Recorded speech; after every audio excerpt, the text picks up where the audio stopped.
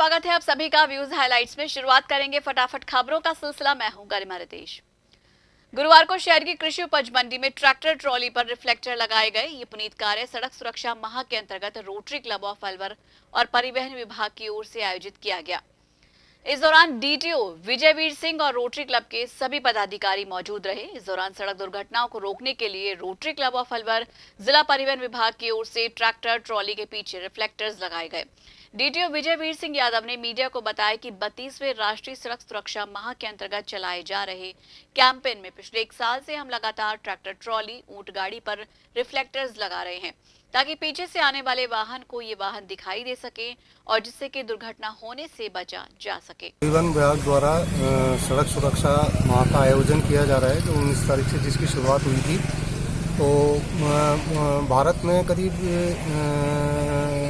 दुर्घटनाएं जो होती हैं उसमें प्रतिवर्ष 1,50,000 व्यक्तियों की मृत्यु हो जाती है। दुर्घटनाओं में एक प्रमुख कारण ये भी है कि जो ये जैसे नॉन मोटराइज्ड व्हीकल हैं, जैसे कि ऊंट गाड़ी है, बैलगाड़ी है या भैंसा गाड़ी है और ट्रैक्टर ट्रॉली है, इनके ऊपर ये रात्रिकालीन में बिना टेप नहीं लगे होने की वजह से इनके ये दिखते नहीं है, इनकी ये सुदृश्य नहीं दिखते नहीं है।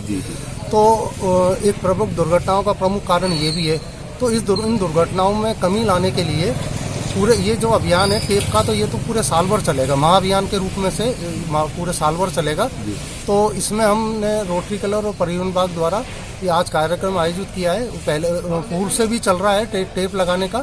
तो हम इन पे ट्रैक्टर ट्रॉली जो है उन पे रेट्रो रिफ्लेक्टिव टेप है जो AIS 2005 मानक की है अप्रूव, उसको लगा रहे हैं। और हम अभी पूरे मंडी में घूमेंगे, उसके बाद हम स्टैंड पे जाएंगे, जो ई रिक्शा हैं उनको लगाएंगे और ऐसी जो वाहन नॉन मोटराइज्ड व्हीकल जैसे कि बैलगाड़ी और ऊंट गाड़ी है, इस टाइप के व्हीकल हैं, उनके ऊपर भी हम लगाए जाएंगे, जिससे रात्रिकालीन ये रात्रि के समय में ये इन पे ये वाहन अगर ये सड़क पे चल रहा है तो पीछे से आने वाले वाहन को दिख जाए कि भाई आगे कोई धीमी गति का वाहन या ट्रैक्टर या इस टाइप की ट्रॉली आगे वाहन चल रही है। तो इसलिए इनसे सड़क दुर्घटनाओं में कमी लाई जा सकती है।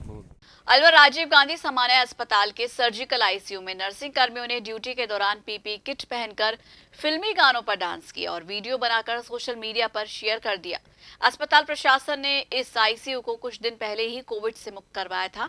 डांस का वीडियो सामने आने के बाद पीएमओ डॉक्टर सुनील चौहान ने 2 नर्सिंग कर्मियों को आईसीयू से हटाकर दूसरे वार्ड में लगा दिया और सफाई कर्मी की सेवाएं समाप्त कर दी। आईसीयू में ड्यूटी पर मौजूद नर्सिंग कर्मचारी और कॉन्टैक्ट के सफाई कर्मी ने मोबाइल पर फिल्मी गाने बजाकर और बेड्स पर चढ़कर डांस किया। इस दौरान आईसीयू के बेड्स खाली थे। नर्सिंग कर्मियों ने डांस के बाद खुद की वीडियो बनाकर उसे सोशल मीडिया पर शेयर कर दिया। पहले तो इनके डांस को सराहा गया, लेकिन ज्यादातर कर्मचारियों ने आईसीयू में ड्यूटी के दौरान डांस पर आपत्ति जताई तो इन्होंने माफी मांगी। इस मामले में सुनील चौहान ने कहा कि आईसीयू में जांच के लिए 3 सदस्यीय कमेटी गठित की गई है। ये कमेटी शीघ्र ही अपनी रिपोर्ट बनाकर पेश करेगी। इसमें कल एक वीडियो वायरल हुआ है जिसमें कुछ नर्सिंग कर्मी जो पहले कोविड आईसीयू था उसमें डांस करते हुए दिखाए गए हैं। तो जैसे ये चीज़ संज्ञान में आई तो उसकी जांच के लिए पीएमओ साहब ने एक कमेटी बना दी है कि इस तरह से क्यों हुआ ये और किस लिए किया, उन्होंने सारी जाँच करेंगे इसमें। और जांच में डिप्टी कंट्रोलर और डॉक्टर अशोक महावर और मैट्रन को लगाया गया इसमें। तो आज उसके ऑर्डर्स मिले हैं तो 2 दिन में जांच करके हम इसको तथ्यों की गहराई तक जाके और इसकी सूचना देंगे पीएमओ साहब को, जो भी फिर कार्रवाई होगी। तो सर कौन कौन से नर्सिंग कर्मचारी हैं, क्या नाम है उनके? और एक तो मिस्टर प्रदीप हैं और एक मिस्टर योगेश हैं और एक स्वीपर है, नाम उनका इसमें। तो किस लिए कुछ सामने आएगा सर, किस लिए इस तरह से? अब उनसे बात की जाएगी तभी पता लग पाएगा। मोटे तौर पर तो उनका कहना, जो उन्होंने कैप्शन लिखा है कि भाई कोविड से हम फ्री हो गए, उसके संबंध में उन्होंने अपनी खुशी जाहिर करी है। उनका जो नीचे कैप्शन लिखा हुआ था इस तरीके का। बाकी अब उनसे पूछेंगे, जांच करेंगे तो पता पड़ेगा क्या है। तो सर अब ये अपना ये जो कोविड का बना रखा है आईसीयू जी, तो क्योंकि क्या खाली था? हाँ, अब वो पिछले 4 रोज़ से खाली था बिल्कुल। तो फिर हमने डिपार्टमेंट के एचओडी और पीएमओ साहब से डिस्कस करके डिसाइड किया था कि भाई अब पेशेंट्स नहीं आ रहे हैं और दूसरे जो गंभीर रोगी हैं उनकी संख्या बढ़ रही है, तो इस आईसीयू को हम रूटीन आईसीयू में जैसे पहले कार्य कर रहा था उस तरह से इसको शुरू कर दिया जाए। और कोविड के पेशेंट्स के लिए हमने अलग से व्यवस्था कर दी थी। तो इसको वापस से शुरू करने का था, तो इसको वापस स्टेलाइजेशन फ्यूमिगेशन करके शुरू करने का था इसमें। और जो कल से शुरू भी हो गया ये।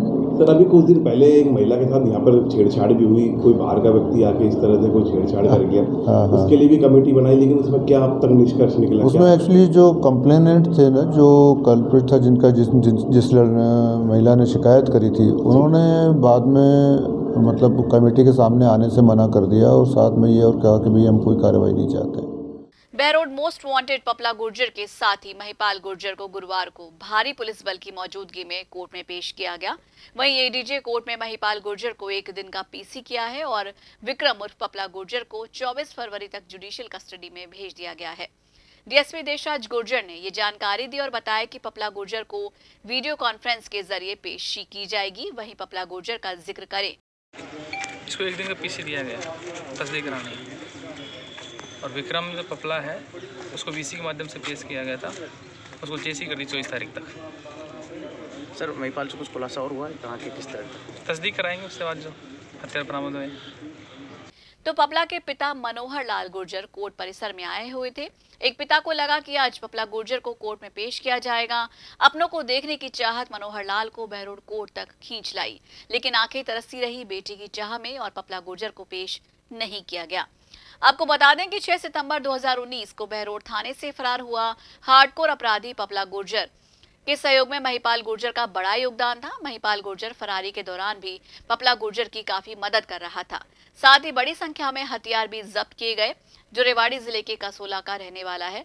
पुलिस ने आज कोर्ट में उसे पेश किया। पुलिस द्वारा भी अनुसंधान जारी है और बड़े खुलासों का भी इंतजार है कि पुलिस जांच में क्या कुछ नया मोड़ सामने आता है। बहुत पिछले बार मिलने नहीं दिया, तो मैं आज यूँ आया हूँ, भी आएगा तो देख लेंगे। और वकील साहब देखो कोई रास्ता निकालेंगे तो मैं एक दफ़ा ये मेरा दिल कर रहा है मैं मिल लूँ।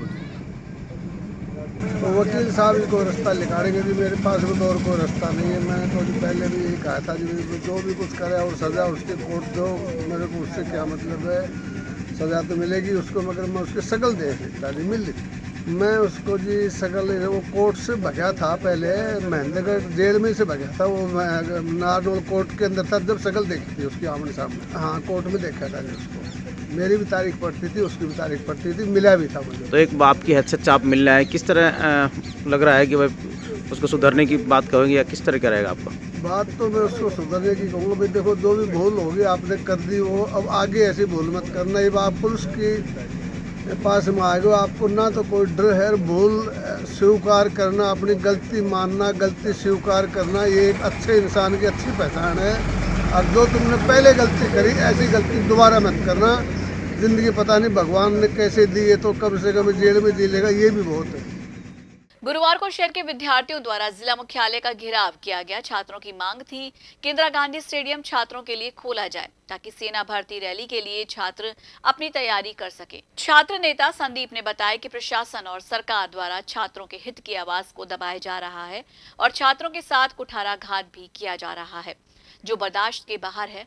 हम चाहते हैं कि स्टेडियम आम छात्रों के लिए खोल दिया जाए ताकि छात्र अपनी सेना भर्ती की तैयारी और शारीरिक क्षमताओं को पूरा कर सके। आपको पता है कि किस प्रकार हजारों हजार की संख्या में युवा साथी आज सड़कों पर आए हुए हैं। पहले 1 साल से इंदिरा गांधी खेल मैदान बंद कर रखा है। हमने 5 या 6 बार इसके लिए ज्ञापन दे दिया, तो उस ज्ञापन का कोई परिणाम नहीं हुआ। तो आज हमने कलेक्ट्रेट घेराव का आह्वान किया है और कलेक्ट्रेट का घेराव कर रहे हैं। ये युवा शक्ति है, यहाँ की सरकारें और यहाँ के अधिकारी उनको दबाना चाह रहे हैं, स्टेडियम खोल नहीं रहे। बच्चों की ज़रूरत है, अप्रैल में बच्चों की भर्ती होनी है, बच्चे परेशान हैं, इनके माँ बाप टकटकी लगाए बैठे हैं कि मेरा बेटा अलवर गया है, वो नौकरी लग के आएगा। लेकिन बच्चों के सपनों के साथ जो कुटाराघात करने का काम यहाँ की सरकार और यहाँ का खेल प्रशासन कर रहा है, उससे अब दबना नहीं है। आज हमारा कलेक्ट्रेट का घेराव रहेगा और हम जब तक नहीं हटेंगे जब तक ये खेल मैदान खुल नहीं जाता।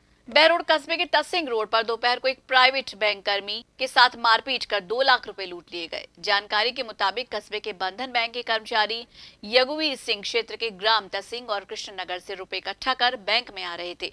तभी न्यू स्टेट एकेडमी स्कूल के पास पीछे से आई 2 बाइक सवार ने उनकी बाइक रुकवाकर रुपए लूटने की कोशिश करते हुए एक शख्स ने लकड़ी से उनके सर पर वार किया और रुपए लूट लिए।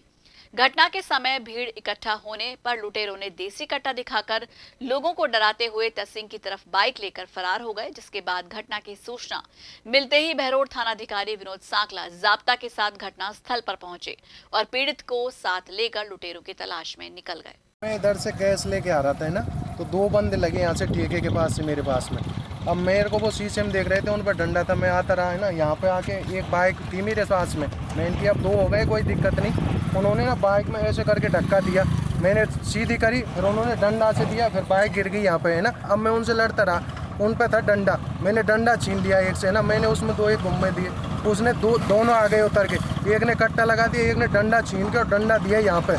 बैग ले गए, डिक्की ले गए और पर्स मोबाइल ले गए, मोबाइल मेरा इधर फेंक दिया। फिर है ना बाद में ढूंढा, देखो ये रहा, इस पर भी चोट आई है। फिर मोबाइल लेके आए और पैसा छीन के भागे। मैं हल्ला करता रहा, मैं इनकी सर मेरे पैसे लेके जा रहे, पैसे लेके जा रहे, पैसे बोलता रहा। यहाँ पर कोई 20 एक मेंबर थे, किसी ने नहीं रोका। एक बोला भाई क्या है क्या है। इधर सड़क सुरक्षा माह के अंतर्गत यातायात पुलिस की ओर से भी कई स्थानों पर बिना हेलमेट वाहन चलाते हुए दुपहिया और बिना सीट बेल्ट लगाए चौपहिया वाहन चलाते हुए वाहन चालकों पर नकेल कसी गई। इस दौरान शहर के कई ट्रैफिक पॉइंट्स पर यातायात नियमों की अवहेलना करने वालों के खिलाफ चालान काटे गए। और इसी के साथ ही व्यूज में वक्त हो चला एक छोटे से ब्रेक का, लेकिन आप कहीं मत जाएगा, देखते रहिए माध्यम। एक बार फिर से स्वागत है आप सभी का व्यूज में, और अब फिर से रुक करेंगे कुछ और खबरों का। अलवर मत्स्य यूनिवर्सिटी छात्र संघ अध्यक्ष उदय सिंह जाटव के साइन बोर्ड और बैनर और दीवार पर लिखे नाम को असामाजिक तत्वों द्वारा कालिक से पोतने के मामले को लेकर आज छात्र आक्रोशित हो गए। छात्रों ने मत्स्य यूनिवर्सिटी कुलपति को इस संदर्भ में ज्ञापन सौंपकर कार्रवाई करने की मांग की है। मत्स्य यूनिवर्सिटी के छात्र संघ अध्यक्ष उदय सिंह जाटव ने मीडिया को बताया कि कुछ असामाजिक तत्व साइन बोर्ड, बैनर और दीवार से लिखे नाम को कालिक से पोत गए। असामाजिक तत्वों के खिलाफ मामला दर्ज करवाया गया है। उन्होंने मांग की है कि पुलिस जल्द से जल्द असामाजिक तत्वों को गिरफ्तार कर उनके खिलाफ कार्रवाई करे, वहीं दोबारा से साइन बोर्ड्स पर नाम लिखवाए जाए। हमारी विश्वविद्यालय से ये मांग है, जिस किसी भी असामाजिक तत्व ने ये बोर्ड पोता गया है और होर्डिंग फाड़ी गई है, उनके खिलाफ यूनिवर्सिटी प्रशासन FIR दर्ज करे, नहीं तो हमारा ये धरना आगे भी जारी रहेगा। हमारी ये मांग है विश्वविद्यालय से कि इसको ऐसे का ऐसा ही किया जाए, नहीं तो हम यहाँ से नहीं हटेंगे। आपको क्या लगता है किसने किया कुछ इस तरह से? ये तो विश्वविद्यालय को पता होगा कि किसने किया है ऐसा। विश्वविद्यालय प्रशासन यहाँ पे था, हम तो यहाँ पे नहीं थे, हमको पता बताया गया किसकी द्वारा। फिर हम यहाँ पे आए तो देखा, इनसे बात की तो इन्होंने बोला कि हमको भी नहीं पता। जब विश्वविद्यालय प्रशासन को ये नहीं पता कि किसने क्या है, कल को तो यहाँ से गाड़ी चोरी होगी, कुछ भी सामान चोरी होगा, उसका जिम्मेदार कौन होगा? क्या नाम है आपका? उदय सिंह जाटव। और यदि नहीं करते तो क्या कार्रवाई कराएंगे आप? कार्रवाई हम यहाँ से हटने वाले नहीं है जब तक इनके खिलाफ कार्रवाई दर्ज नहीं होगी। कब तक धरना चलेगा ये? जब तक हमारी मांगे पूरी नहीं होंगी। गुरुवार को संभागीय आयुक्त डॉक्टर समित शर्मा अलवर आए, जहां सर्किट हाउस पहुंचने पर उनका स्वागत किया गया। इस दौरान उन्होंने कोविड कार्यकाल में काम करने वाले कार्मिकों का सम्मान किया।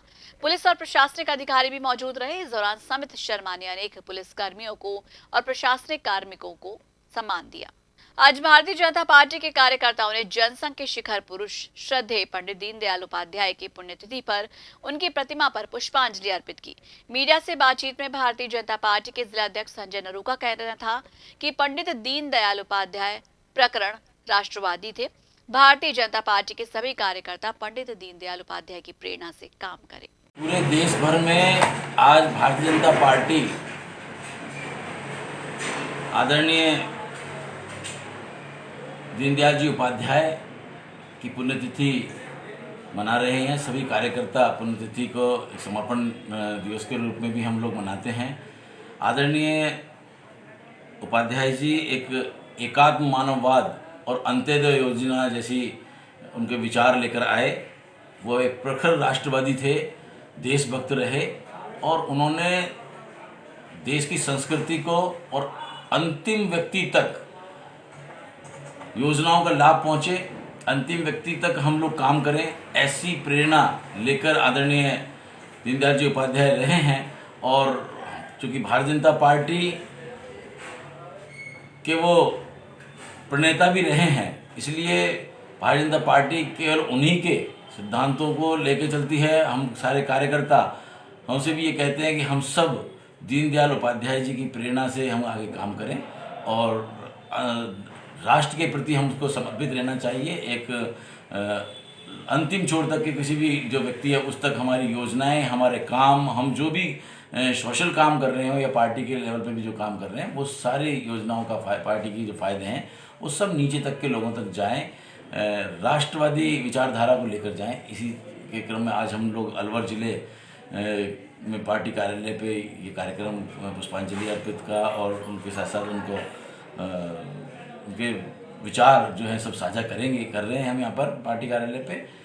और पूरे ज़िले में हर मंडल पर हमारे यहाँ कार्यक्रम ये हो रहे हैं और बहुत सारी जगह बूथ तक भी ये कार्यक्रम हम लोग संपन्न कर रहे हैं। कोविड-19 से खतरा फिलहाल थमा नहीं है, इसलिए बिना मास्क लगाए घर से बाहर कदम ना रखें, क्योंकि 2 गज दूरी, मास्क है जरूरी। माध्यम टीवी आप सभी से यही गुजारिश कर रहा है। कोरोना वायरस से बचाव ही उपचार है। तो आज के लिए व्यूज में बस इतना ही। अपने इलाके की हर खबर जानने के लिए आज अपने स्मार्टफोन पर यूट्यूब चैनल से सब्सक्राइब कीजिए माध्यम टीवी और देखिए खबरों के साथ साथ मनोरंजन और हर तरह की जानकारी पाने के लिए रोचक कार्यक्रम। नमस्कार।